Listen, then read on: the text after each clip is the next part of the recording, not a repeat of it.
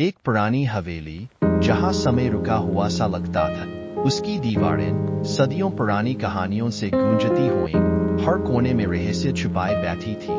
रात के अंधेरे में हवेली की खिड़कियां डरावनी आंखों की तरह चमकती थीं। एक अकेला यात्री राहुल भूले हुए रास्ते से गुजरते हुए उस हवेली के सामने आ गए। थकान और अंधेरे से घिरा वह हवेली में शरण लेने का फैसला करता है। हवेली के अंदर एक भारी सा खामोशी छाया हुआ था। धूल भरी हवा में एक अजीब सी महक तैर रही थी। रहस्यमय चित्रों से सजी दीवारें, उनके चेहरे बदलते हुए लग रहे थे।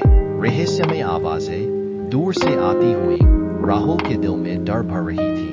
हर कदम पर उसे एक अजीब सा एहसास हो रहा था कि वह अकेला नहीं है।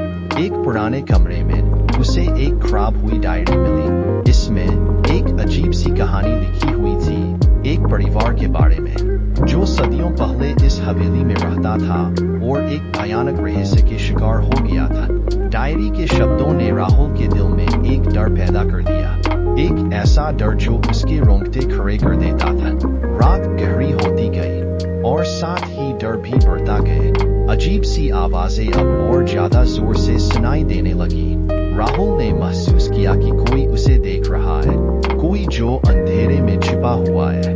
उसके शरीर में एक ठंडी सी कंपकंपी दौड़ गई।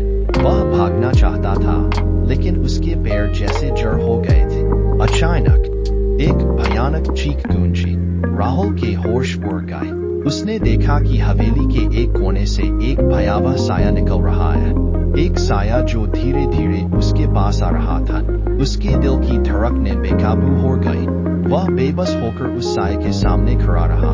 उसकी आंखों में भयानक डर समाया हुआ था। सुबह होने पर हवेली खाली पड़ी थी। राहुल गायब हो गया था। केवल हवेली की दीवारें ही रह गई थीं, अपनी पुरानी कहानियों के साथ। एक रहस्यमय कहानी जो सदियों तक गूंजती रहेगी। और हवेली